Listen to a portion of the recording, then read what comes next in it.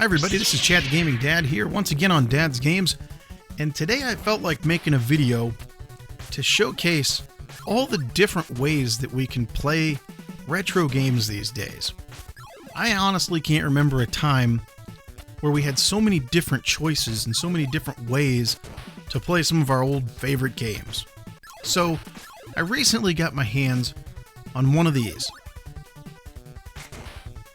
The NES Classic Edition. Pretty cool little unit, looks awesome, HDMI, but of course it's limited, not just with the controller and its 2.5-foot cable, but also limited to the 30 games that come with it, unless of course you want to mod your system to put more games on it. But I already have a Raspberry Pi, and for those who don't know, Raspberry Pi is just a small little computer that you have different programs for, one of which is called RetroPie. Comes with many different emulators for a lot of different systems. You can put your ROMs on there and play them right off of this Raspberry Pi. I also have an Everdive. The Everdive is a thing that looks exactly like an NES cartridge, except for that it has a slot for an SD card to go in. You load ROMs on the SD card, put the Everdive in the actual Nintendo, in the old NES itself, and when you turn it on, it lets you choose between the games that you have on there, and the system thinks that that game is actually in it, so you can actually play a bunch of different games with just one cartridge in the system, but you're actually using the original hardware, the original controllers, everything. So there you have it. I have 4 different ways to play a lot of my favorite games.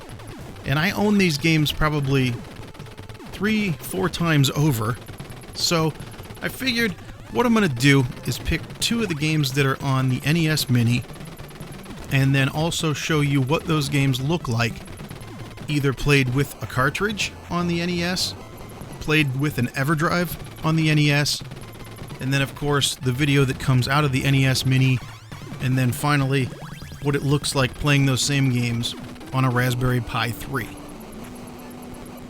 Now, one thing really cool to note about the NES Mini is, yes, it comes with one controller and it does have that notoriously short cord, but you don't have to go out and buy another controller or anything like that, because if you had a Wii, which most people did, and if you bought any of the Pro controllers or the Classic controllers for the Wii, those have the same plug on the bottom of them that the NES Mini will accept.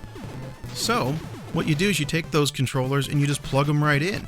And in fact, they work a little bit better than the NES Mini's controller because they have a home button on them. That's another extra button that the NES controller didn't have.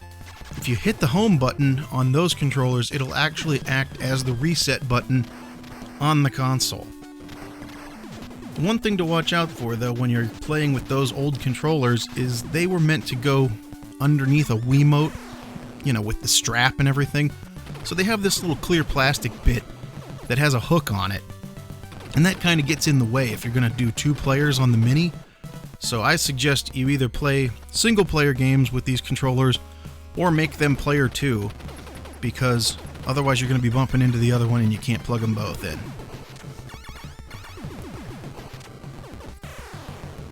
Alright, so let's go to the games.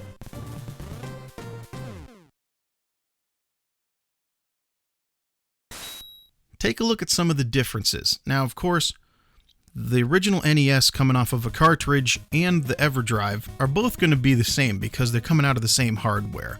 The original Nintendo Entertainment System. That's going to be 640 by 480.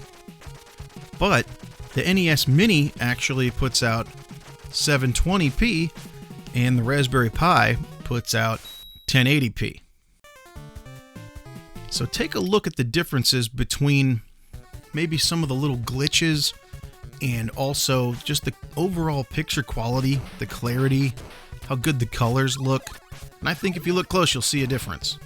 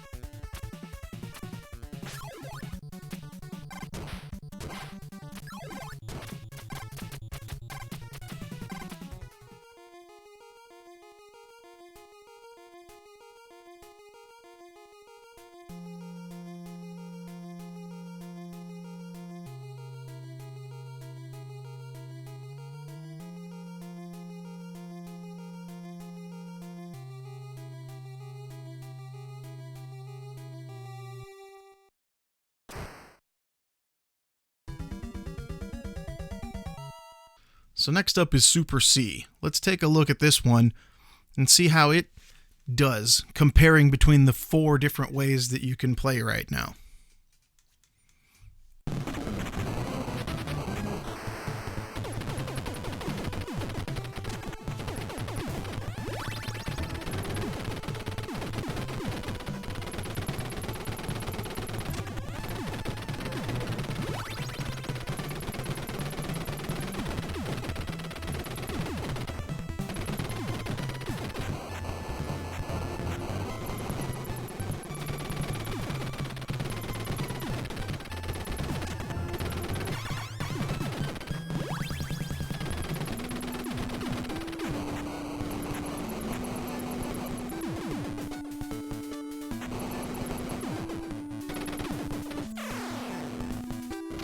To me, it seems like overall, the worst version is the NES cart itself, because you got the most variables there. The cart is old, it could be slightly dirty, but still play. You still have to blow on it, you still have to kind of wiggle it in the NES to make it work, so it's going to have little glitches and things like that. And then you go over to the Everdive. The Everdive is much newer, and usually has no problem loading up right away when you plug it into the NES. So it's a little bit cleaner, but overall the quality between the two of them are going to be very similar. Of course, like I said before, it's on the same system, same hardware putting out that video. Now here's where things get more interesting. The NES Mini and the Raspberry Pi both are putting out HDMI signals. It's just that the Mini is 720 and the Pi is 1080. But these are old games, right? So it shouldn't really matter. They're both really clear. There seems to be no glitches. There seems to be no flickering around the edges. It smooths out a lot of the jaggies. Makes the thing look a lot better. It's very impressive.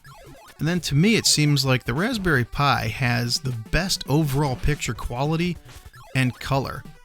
It almost has such good color that there's almost too much color in certain situations, especially the outlines of the characters on the screen. Outlines that have always been there, but that you never really saw before. As far as controls go, both the NES cart and the Everdive are both using the standard old NES controller plugged in to the system. The Mini, I was using the actual mini cabled controller that it comes with. But here's the really awesome thing with the Raspberry Pi. I'm using a Wii U remote because the Raspberry Pi has Bluetooth built into it, as well as Wi-Fi and an Ethernet cable if you want to wire it straight to the router. But the Bluetooth is really good. In fact, very, very quick, almost no input lag.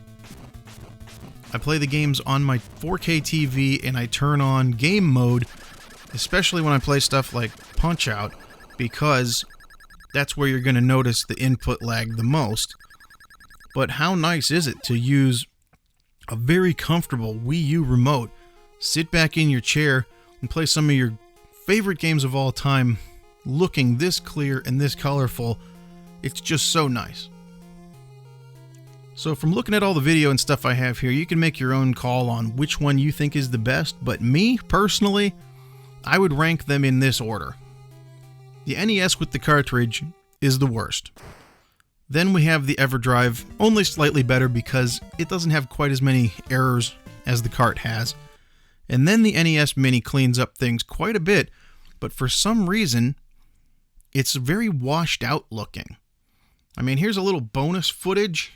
Look at the difference between the NES Mini and the Raspberry Pi on just the old Super Mario Bros. Game. Look at how much more clear and colorful the Raspberry Pi version is. To me, the hands-down clear winner here out of everything is the Raspberry Pi. You can hook up wireless controllers to it. You have a lot of different options as far as video output. You can change things. It's very, very customizable to whatever it is you want to play. That, and it has more than one emulator on it. The NES Mini is the official emulator for those 30 games, and I would say the Raspberry Pi is the unofficial emulator. And of course, you're not supposed to download ROMs that you don't own, but I have a pretty large collection, and it's nice to be able to put everything all in one place and have it look this nice and this clear. For me, there's really no way that I want to play these games other than on the Pi. So hopefully that gives you some more details and insight into all the different ways that we can play games today. We're very lucky to have all these different options.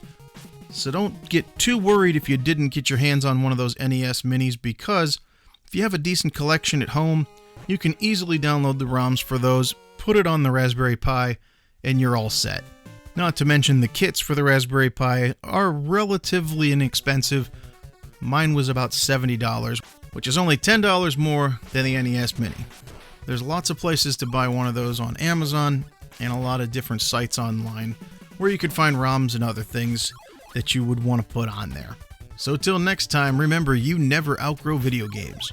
My name's Chad the Gaming Dad, and this is Dad's Games. Thank you for watching, and we'll see you on the next one. So long, everybody. Thanks again for watching. If you liked that video, please press like and subscribe. I love hearing from you guys, so leave your comments and any suggestions down below. Remember, there's tons of other gamers out there just like you and me, and they also know that you never outgrow video games. Feel free to share these videos all over social media, Twitter, Facebook, or whatever you use. This channel is for all of us. Let's make sure they know that they are not alone. Thanks again for watching, and we'll see you on the next one.